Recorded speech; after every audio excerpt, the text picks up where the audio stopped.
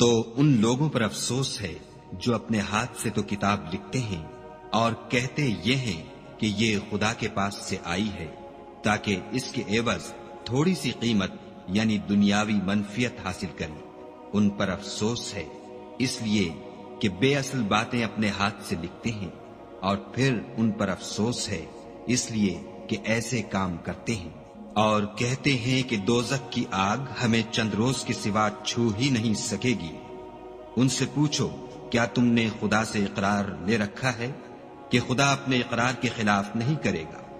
نہیں، بلکہ تم خدا کے بارے میں ایسی باتیں کہتے ہو جن کا تمہیں مطلق علم نہیں۔ ہاں، جو برے کام کرے اور اس کے گناہ ہر طرف سے اس کو گھیر لیں